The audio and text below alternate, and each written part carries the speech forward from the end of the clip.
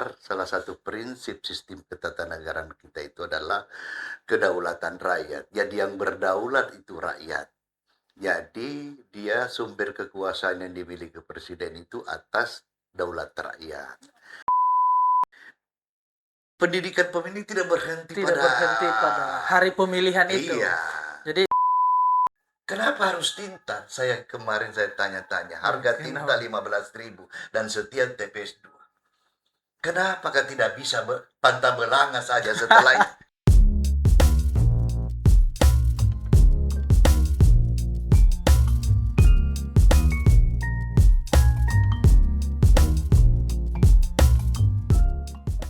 Alhamdulillah, bismillahirrahmanirrahim. Assalamualaikum warahmatullahi wabarakatuh. Waalaikumsalam warahmatullahi wabarakatuh.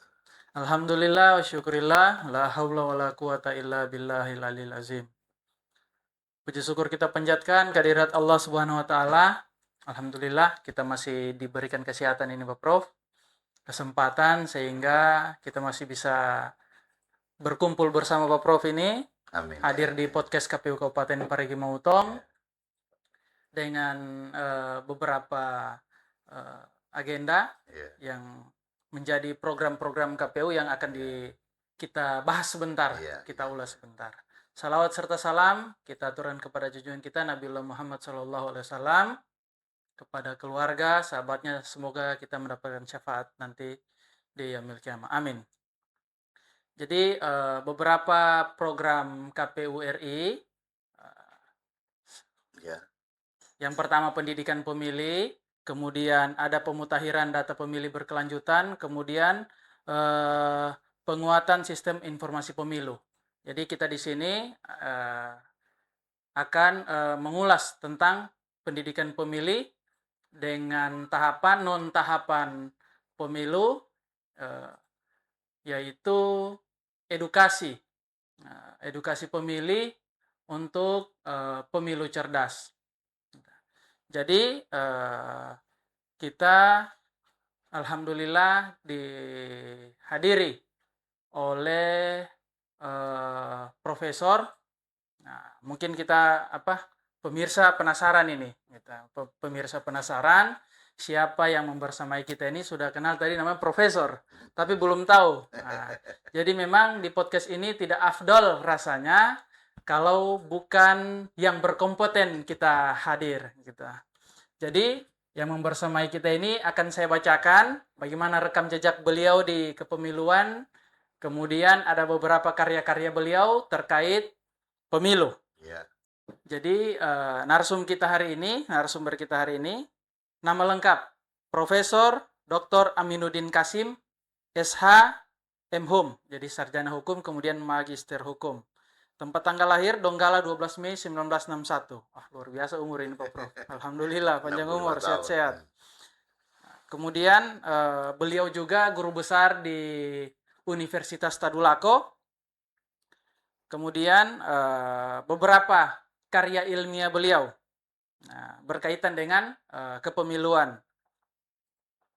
Salah satunya hukum administrasi pemilu.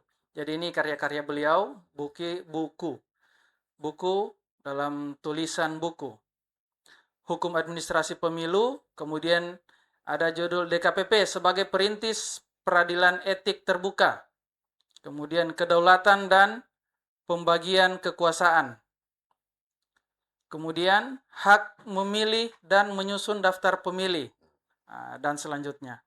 Jadi ada beberapa karya ilmiah beliau ini sempat saya tidak bacakan semua ini Pak Prof. Karena di sini mulai dari artikel itu ada 60. Itu luar biasa itu. Ada 60 artikel, kemudian jurnal ada 31. Banyak terkait kepemiluan. Nah, itu. Kemudian ada pengalaman organisasi. Ini perlu disampaikan juga kepada pemirsa ini Pak Prof. Jadi beliau ini penasehat pada Asosiasi Advokat dan Penasihat Hukum Indonesia, Sulawesi Tengah. Yang luar biasa ini Pak Prof. Ini yang garis-garis besarnya saja saya bacakan Pak Prof. Pendiri Perludem juga. Kemudian beliau pendiri Perludem, Perkumpulan untuk Pemilu dan Demokrasi, Jakarta 2024. Jadi Pak Prof, pas saya baca tadi ini sempat kayak Saya mau cari di internet, ternyata benar. Kasal Muncul. Perpaswanto. Ya, oke. Kemudian beliau juga sempat jadi ketua pengawas pemilihan umum Provinsi Sulawesi Tengah tahun 2023 sampai tahun 2024. Pertama, Nah, itu. Panwaslu ya. Panwas pertama itu, Pak Prof. Oke. Sekilas terkait profil Pak Prof yang kami sampaikan. Nah, kemudian jadi Pak Prof kita Ya, langsung saja ini. ya, ya. Nah, ini kita punya tema ini terkait edukasi pemilih untuk pemilu cerdas. Iya, iya.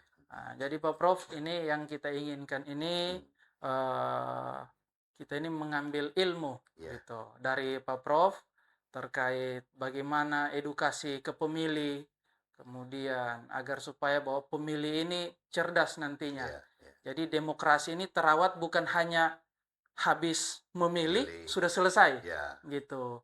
Ada di non tahapan ini edukasi apa yang bisa Pak Prof sampaikan ke kami KPU Kabupaten Parigi Motong dan rekan-rekan yang hadir melihat ini seperti itu. iya, iya. Dengan waktu dan kesempatannya, Tabe, Iya, Pak Prof, iya. kami persilakan. Oke, terima kasih. Saya berterima kasih KPU Parigi Motong bisa mengundang saya untuk memberikan beberapa hal terkait dengan edukasi pemilih menuju pemilu cerdas. Tapi saya ingin memulai bahwa memilih ini, warga negara yang berhak memilih ini itu adalah hak Sudah. dijamin oleh konstitusi di Undang-Undang Dasar 45. Ya, bahwa kita memiliki hak untuk memilih karena dasar salah satu prinsip sistem ketatanegaraan kita itu adalah kedaulatan rakyat. Jadi yang berdaulat itu rakyat. Jadi dia sumber kekuasaan yang dimiliki presiden itu atas daulat rakyat. Nah, undang-undang itu menjamin bahwa hak memilih itu bagian dari hak asasi manusia. Bahkan kalau kita mau merujuk pada instrumen hukum internasional seperti Covenant International Covenant Civil and Political Right, ya, itu dia hak memilih adalah hak asasi manusia. Bahkan UDHR itu menjadi pernyataan kehendak rakyat itu menjadi dasar legitimasi pemilu. Nah, saya ingin memulai mengapa pemilu itu harus langsung. Ya. Karena dalam rangka mengimplementasikan prinsip kedaulatan rakyat tadi dan memilih itu sebagian dari hak warga negara, hak asasi warga Hak negara. asasi Dijamin warga oleh Undang-Undang Dasar 45 kalau kita Undang-Undang Pemilu 7 2000 dan Undang-Undang Pilkada, bahkan Undang-Undang Nomor 39 tahun 99 tentang hak asasi manusia. Jadi hak pemilih itu adalah ya. Nah, persoalannya sekarang, apakah seorang yang memenuhi syarat warga negara yang memenuhi syarat sebagai pemilih sudah tahu semua haknya bahwa itu memilih? Iya, iya, Ya, iya. Itu dia. oleh karena itu menjadi tugas utama bagi penyelenggara pemilu, yaitu bukan hanya KPU saja ini, juga Bawaslu, juga DKPP sebagai satu kesatuan fungsi penyelenggaraan pemilu berdasarkan putusan MK setelah pengujian pasal 22 ayat 5 Undang-Undang Dasar 45 pasal 22E. Ya, jadi bahkan lembaga-lembaga di luar penyelenggara pemilu seperti Kesbangpol misalnya, dia jadi semua banyaklah pihak yang terlibat memberikan pendidikan politik terutama Pendidikan pemilu. politik. Jadi tidak harus berhenti pada saat tahapan. Pada saat mencoblos Iya, itu tidak karena gitu. dinamika perkembangan hukum kepemiluan juga selalu muncul. Seperti Ya, misalnya, ya. baru-baru ini sebelum itu ada putusan MK 135 tentang memisahkan varian pemilu nasional dengan pemilu daerah. Pemilu daerah. Iya. Nanti masyarakat dia tahu bahwa kita cuma bukan rupanya kita kemarin itu memilih presiden, anggota DPR RI, anggota DPD RI, anggota DPR provinsi, anggota DPR kabupaten kota. Baru terpisah dengan pemilihan umum gubernur dengan bupati atau wali kota. Dengan putusan MK ini Wajib itu dia harus penyelenggara pemilu terutama KPU sampaikan ke depan Ke ini depan. kalau ditindaklanjuti oleh pembentuk undang-undang dalam hal ini Presiden bersama DPR menindaklanjuti putusan MK 1. Oh, ke depan ini putusan MK terakhir sudah memisahkan varian pemilu nasional dengan pemilu daerah. Daerah. Jadi ke depan itu menurut putusan MK itu pemilu presiden, anggota DPR RI, DPD diselenggarakan pada saat 29 2 tahun paling kurang, enggak tahu kalau tidak salah itu diselenggarakan pemilu daerah, yaitu yang dimaksud pemilu gubernur, bupati, wali kota, DPRD provinsi, DPR kabupaten kota. Itu varian pemilu. Dia sudah memisahkan. Nah, tentu warga negara yang apa tadi tertahan pemilih, tahukah ini? Kewajiban KPU untuk menyampaikan, terlepas soal nanti apakah pembentuk Undang-Undang Dasar 45 dalam ini DPR ya bersama Presiden menindaklanjuti putusan MK 135 itu. Bahkan terakhir ini ada putusan MK terkait dengan bahwa kewajiban partai politik 30% kepengurusan. Kemarin di Undang-Undang Pemilu itu kan dikatakan bahwa pencalonan anggota legislatif 30% kuota perempuan. Jadi setiap 3 calon 1 perempuan. Itu pencalonan. Iya.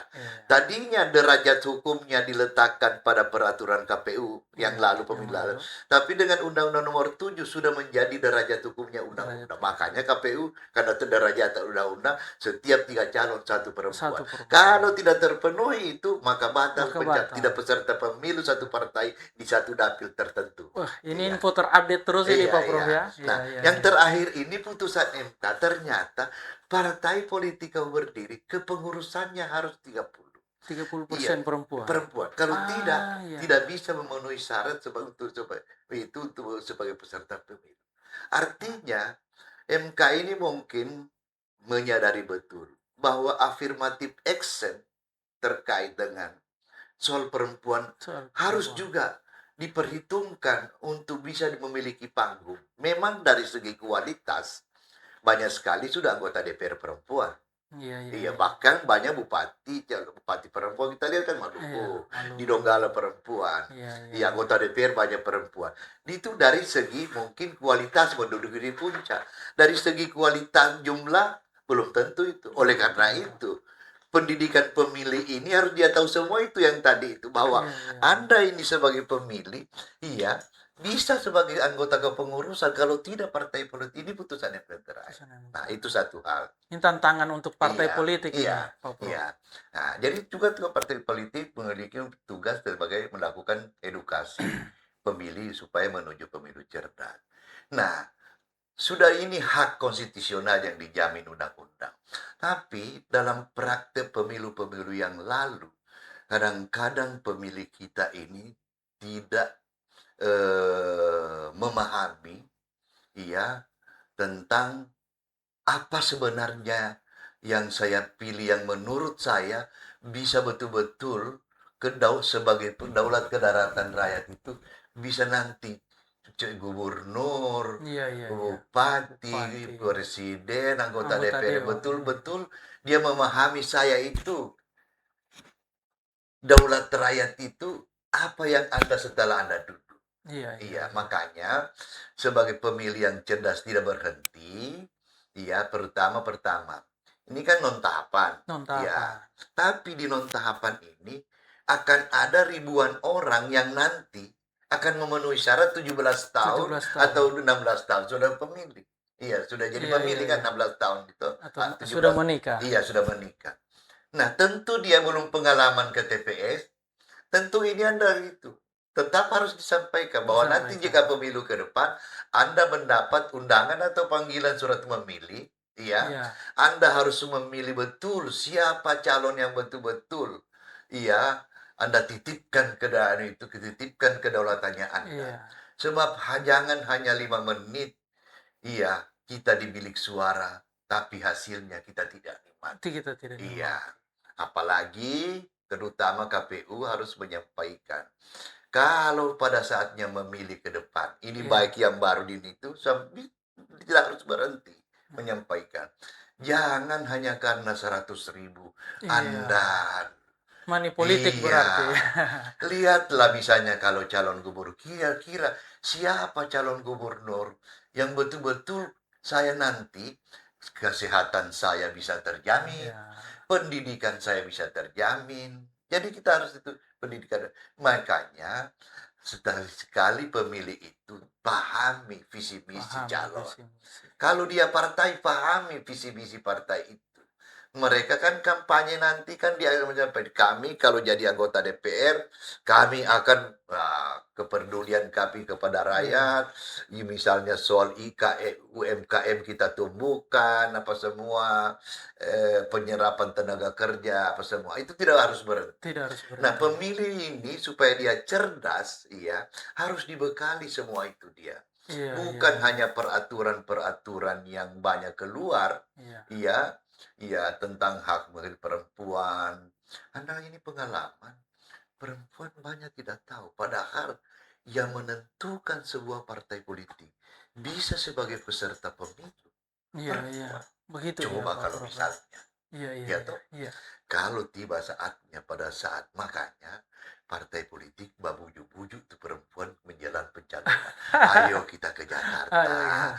Ini urus kau punya syarat cek apa SKCK. SKCK, SKCK. surat keterangan sehat jasmani dan Iya. semua kami biaya. Yang penting kau masuk sebagai Iya. sebagai calon. Sebab kalau Betul. tidak bisa Ini dia memang peserta.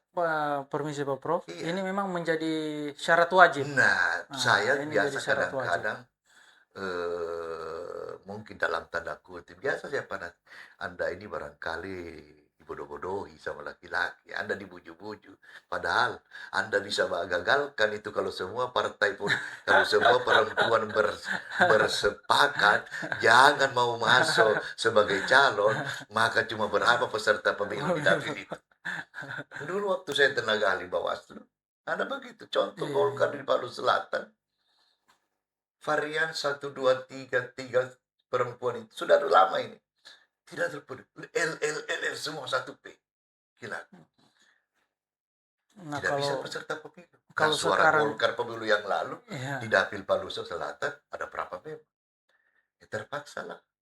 Sengketa di Bawaslu Sulteng. Iya. Nah, coba termasuk juga di Tona ada hubungi begini saja. iya, iya, iya, iya. Kasih pulang uangnya itu calon tadi itu, uangnya berapa, yang penting keluar dia dari calon perempuan, kasih masuk baru bisa lolos. Pan waktu itu saya ingat betul, Iya, iya, iya. Golkar itu. Nah, terutama pemilih perempuan kan, Pemilih ini banyak yang perempuan. tidak tahu. Jadi cobalah misalnya KPU suatu saat dia menyediakan waktu khusus untuk pemilih perempuan, Khusus untuk pemilih terutama perempuan. bagi misalnya yang sudah memenuhi syarat sebagai pemilih.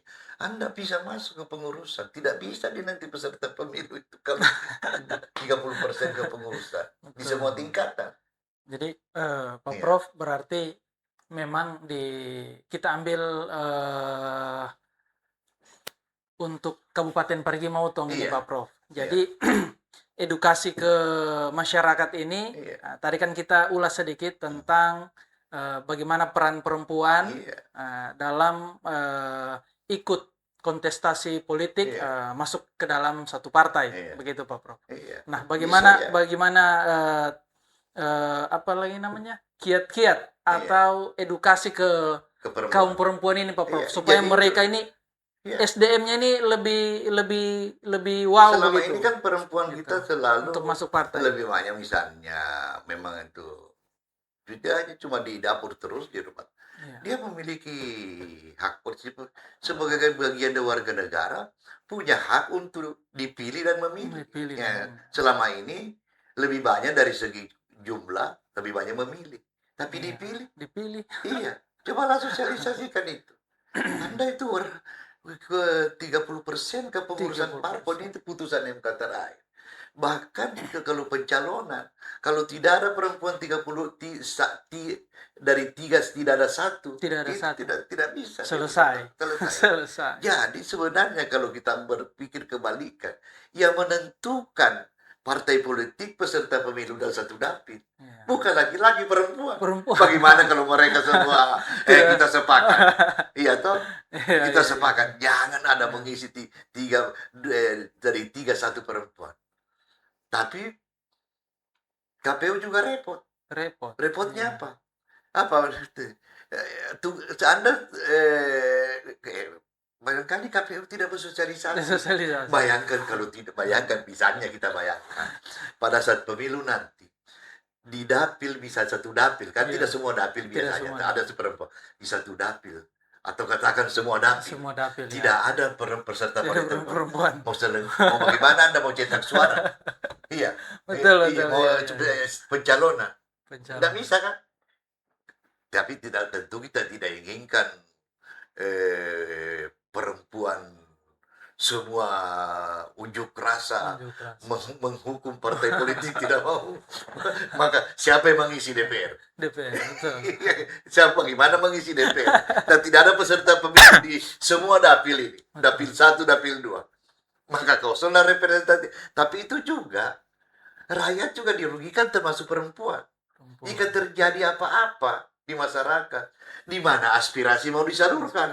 Pada akhirnya Anda berkepentingan. Oleh karena itu, betapa pentingnya Anda memahami pemilu ini, hak-hak Anda, tepat orang yang dipilih, harus misalnya. Makanya betapa pentingnya menghargai pemilih ini.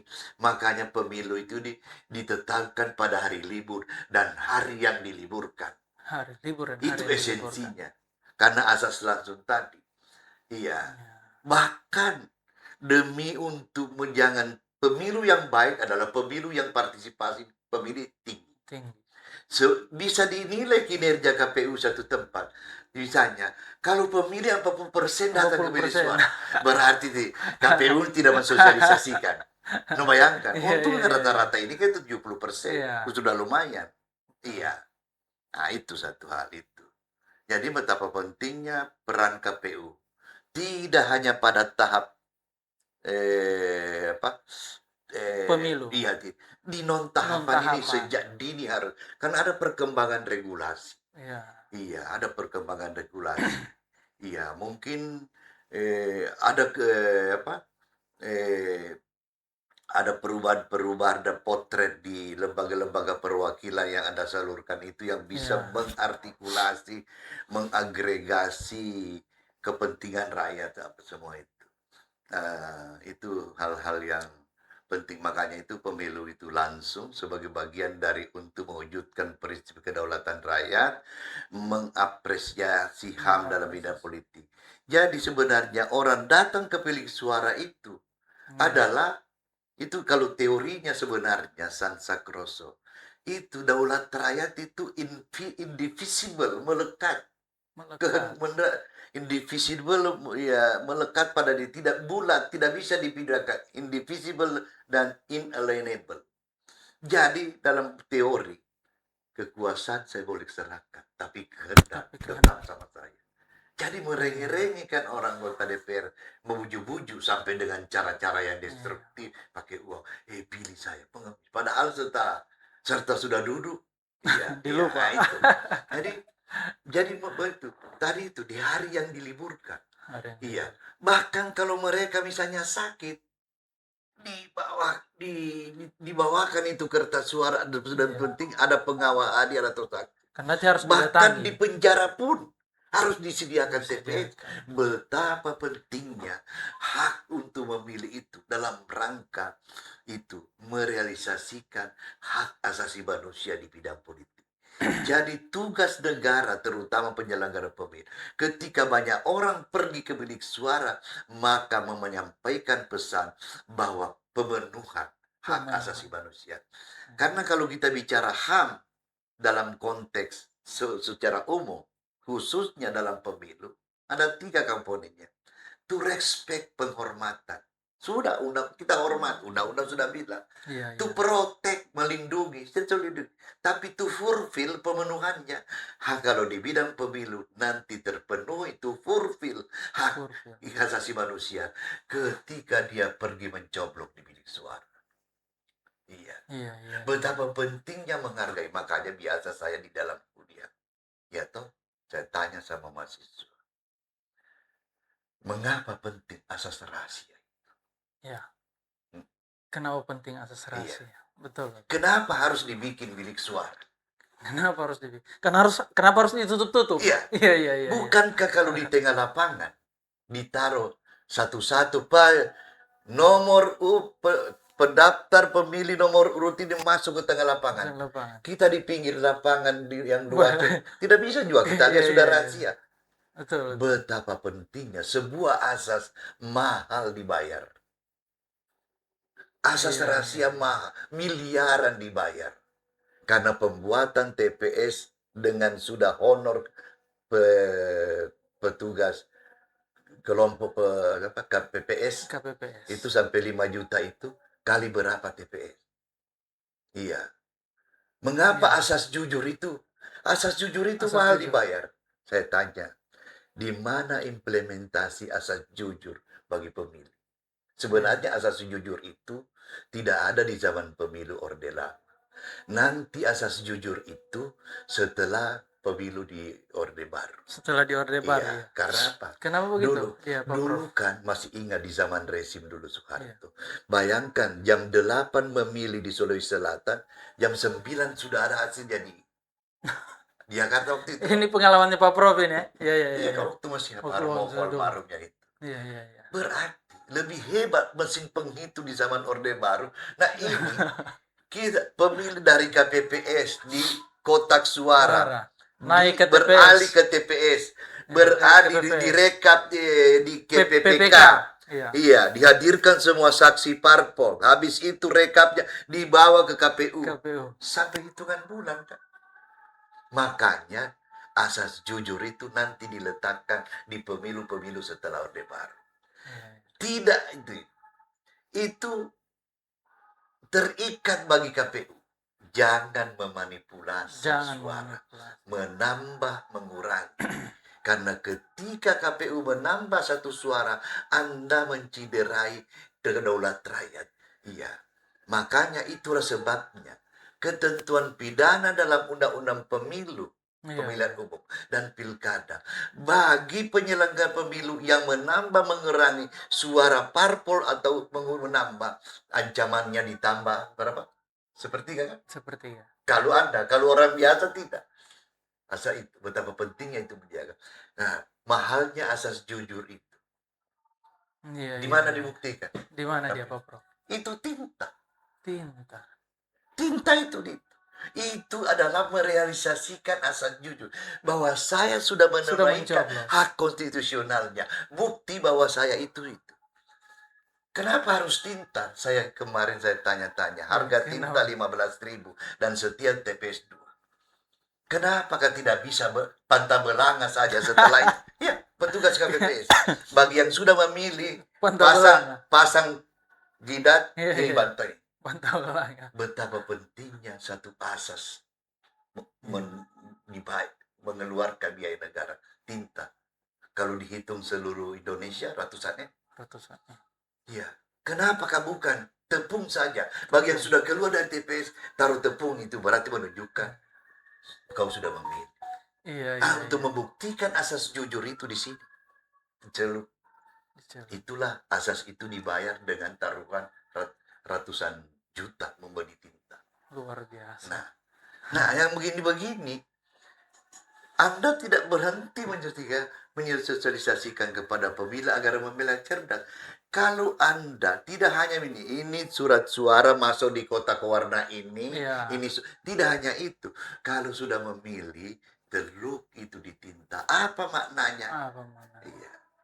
Itu yang selalu saya kasih kuliah pada mata kuliah hukum parpol. Selalu saya tanya sama mahasiswa, coba siapa yang bisa jawab? Iya. Di mana asas jujur itu diimplementasikan? hanya ada bagi warga di bilik suara. Bagi KPU penyelenggara pemilu, mulai dari TPS, rekap di kecamatan, itu asas jujur Asas harus. jujur. Karena menambah, makanya cara mengkonversi suara menjadi kursi yang tadinya menggunakan kuota HER, sekarang Saintelige. Tidak ada alasan untuk menambah, karena dulu banyak saya tangani. Satu suara menentukan orang bisa duduk di tempat terhormat namanya DPRD Kabupaten Kota. Sebaliknya, satu suara pun bisa menggagalkan orang untuk duduk di tempat. Di mana fakta empiriknya? Pada pemilu 10 tahun yang lalu di Desa Omulo, TPS 1 di Kecamatan, beda satu suara satu Golkar. Karena permainan mengambil suara parpol memasukkan kepada suara calon. Iya. Terakhir kemarin di pemilu di Donggala. Sengketa dari ke Mahkamah Agung, ke Mahkamah Konstitusi. Antara PDIP dengan partai apa? Satu suara. Setelah dibuka, suara parpol dipindahkan ke suara. Ada terjadi satu suara. Nah, di Sigi juga ada kemarin. Banyak sekali. Di Pasangkayu pemilu yang lalu, 211 Wira Sablet dengan 211 212 beda satu suara, menentukan satu, bisa orang duduk di tempat terhormat. Kalau KPU nakal, dia kasih pindah yang 212 tadi, dia kasih pindah ke yang 211, maka di sanalah Gerindra waktu di sana jadi satu suara pun menentukan orang duduk di tempat terhormat, dan satu suara pun bisa menggagalkan orang. Baca tulisan-tulisan saya, pernah saya presentasi di Semarang, selalu saya ungkap di dalam tulisan saya itu. Di Semarang pernah saya presentasi, sampai heran teman-teman dari dosen sospol di UGM. Kok begitu, Pak? Iya, Pak, pernah di Luhuk. Waktu PAW sudah anggota DPR itu, harus ada penggantinya. Karena dia masuk di apakah begitu? Iya toh? Dia itu PAW anggota DPR. Dicari itu, di telepon Irman Budau, itu ketua KPU waktu itu. Ya sebelum Pak Mogoginta, sebelum siapa toh? Waktu itu di telepon, bagaimana pengisi PAW ini? Dihubungilah itu. Saya cuma satu suara waktu itu. Ya, yang pilih istrinya. Saya sendiri tidak mau. Satu suara. Iya, karena PAW itu partai ini. Masa saya kota DPR? Suaraku kemarin itu cuma satu. Itu pun bukan saya yang pilih. Tapi karena suara menentukan satu kursi. Apa boleh buat? PAW di partai itu, dia harus. Berarti bisa dibilang ini Pak Prof, satu suara bisa menjadikan satu orang duduk terhormat, dan sebaliknya satu suara pun bisa bikin stres, bisa menggagalkan orang tidak. Banyak sekali terjadi di setiap pemilu. Ada di Biro Maru kemarin juga ada partai apa. Makanya itu tidak bisa dibenarkan dengan alasan dan argumentasi apapun. Penyelenggara pemilu, mulai dari TPS, KPP, sampai di KPP kecamatan, jangan menambah-nambah suaranya. Itu menciderai kedaulatan rakyat. Iya. Dia datang, Anda panggil. Anda dipanggil sosialisasikan pendidikan pemilih. Anda undangan memilih. Yaitu Anda sebelum coklik, dihului dengan coklik dulu. Iya. Setelah Anda itu, sampai Anda undang fasilitasi di TPS. Tiba-tiba penyelenggara pemilu menambah-nambah. Iya. Itu mencederai karena demokrasi. Satu kursi. Ini pengalaman di Desa Umulo, ada baca tulisan saya. Di TP1 di Desa Umulo, Kecamatan Palele. Satu suara. Ditanganilah sengketa di Bawaslu. Waktu itu masih Ibu Dewi Pertaloro ketua waktu. Iya. Setelah itu dianulang, ternyata tak salah pencatatan. Iya, yang jadi yang jadi dia pelapor yang jadi. Ada permainan, dipindahkan suara. Suara parpol diambil satu, dikasih masuk itu. Tak tambah satu saja sudah dia anggota DPR.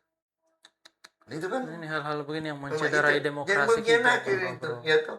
Ya itu Iya, makanya iya. asas jujur itu yang Pas paling jujur penting. penting. Nah, semua ini penting disampaikan kepada pemilih. Tidak di non tahapan ini, bahwa ke depan ini jangan berhenti.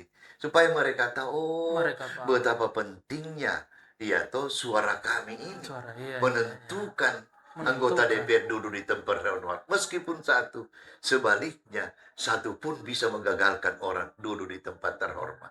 Yang saya maksud tempat terhormat ini DPR kabupaten, DPR provinsi. Kenapa?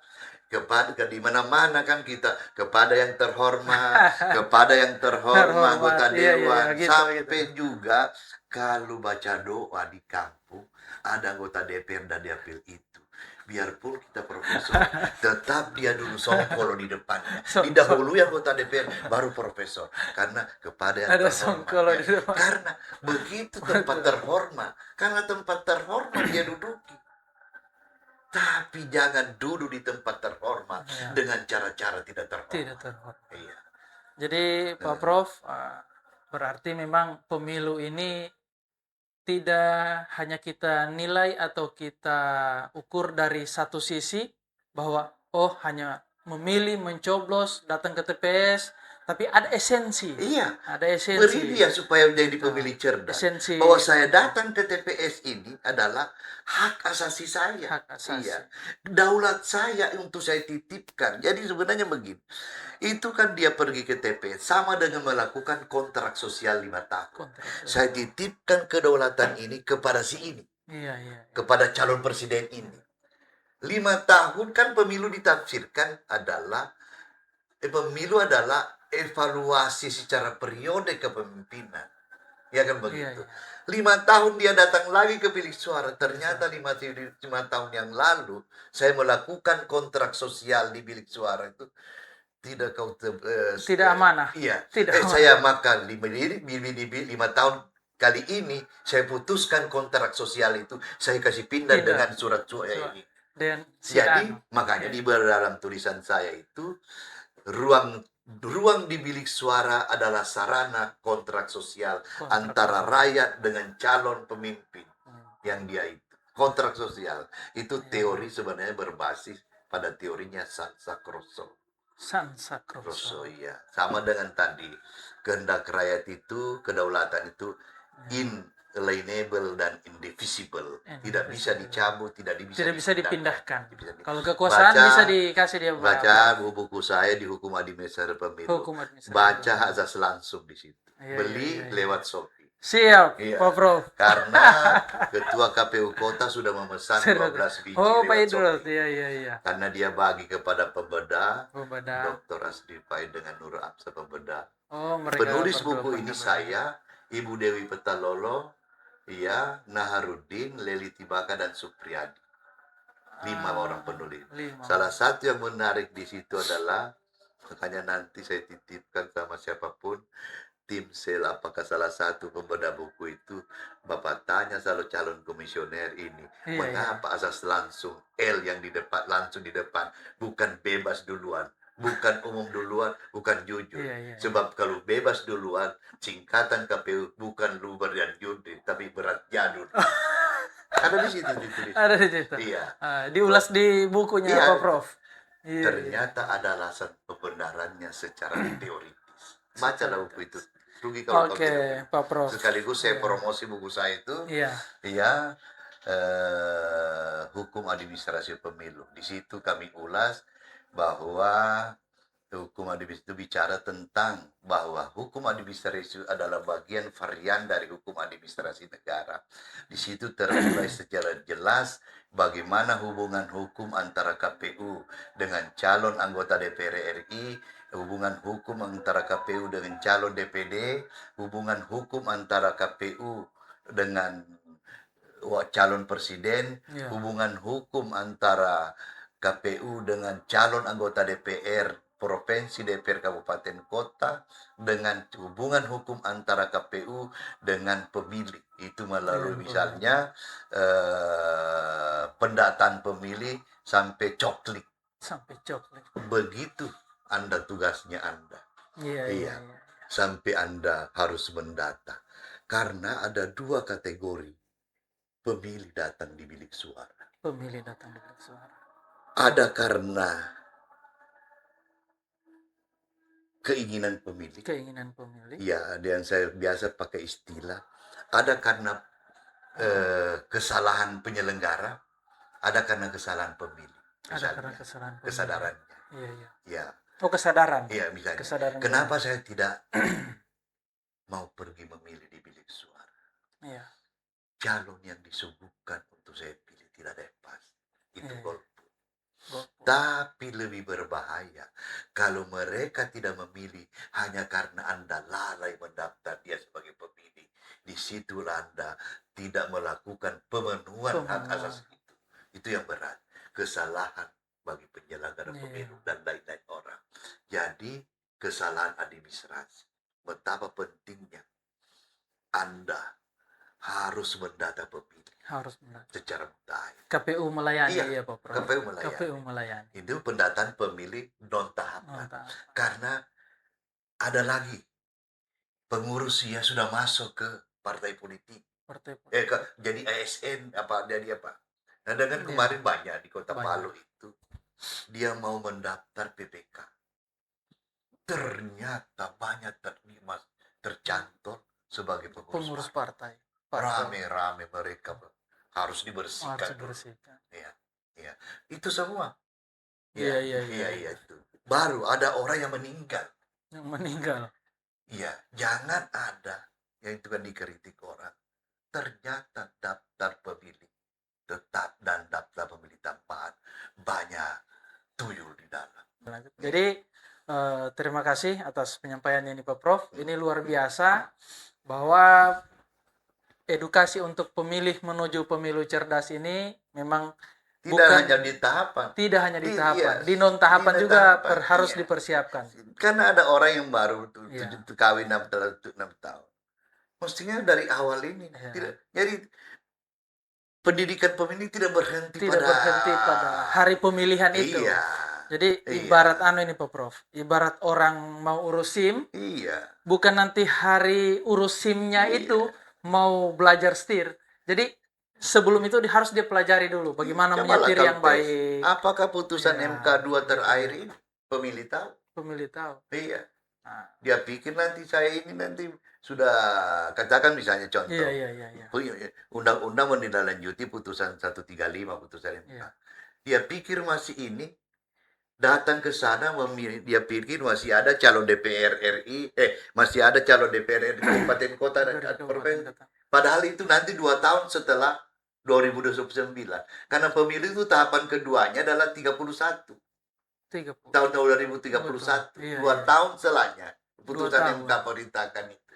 Makanya implikasi putusan MK tidak hanya memisahkan pemilu nasional, varian pemilu daerah, itu juga berimplikasi pada proses pemilihan komisioner, desainnya soal anggaran.